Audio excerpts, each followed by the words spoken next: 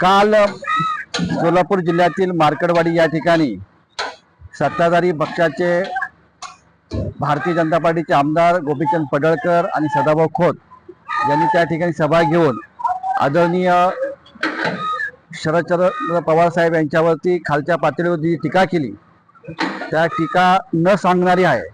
अनेक प्रसारमाध्यमांमधून महाराष्ट्राच्या जनतेने ती पाहिलेली आहे, ऐकलेली आहे.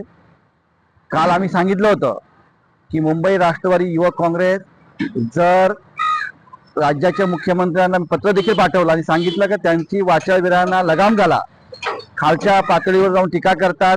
टीका करण्याचा लोकशाहीमध्ये सर्वांना अधिकार आहे, पण टीका करताना तारतम्य बाळगलं पाहिजे. ज्येष्ठ मान्यवरांचा आदरणीय पवार साहेबांचा मान सन्मान राखला गेला पाहिजे. परंतु पातळी सोडून ज्या ठिकाणी जी टीका झालेली आहे ती आम्हाला सहन झालेली नाही आहे.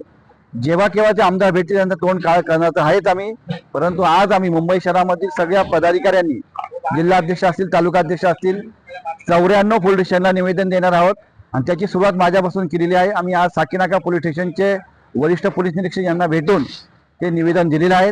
त्यांनी ते निवेदन स्वीकारलं आहे आणि त्यांनी सांगितलं की आम्ही त्यावरती चर्चा करू आणि गुन्हा दाखल करण्याचा प्रयत्न करू.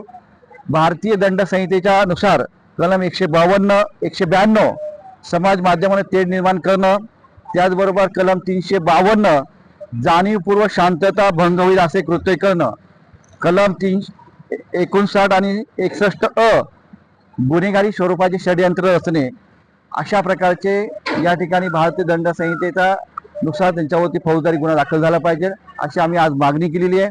आणि जर त्यांनी ही मागणी आमची पूर्ण केली नाही तर नरेंद्र मोदी त्या देशाचे, आपल्या देशाचे पंतप्रधान आहेत आणि भारतीय जनता पार्टीचे देखील नेते आहेत, मग त्यांना ती टीका सहन होईल का याचा देखील त्यांनी विचार करावा.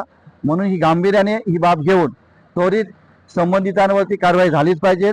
कारवाई झाली नाही तर पुढच्या आंदोलनाची दिशा आम्ही ठरवू. लोकशाही मराठी ऐका, पहा, जागरूक रहा.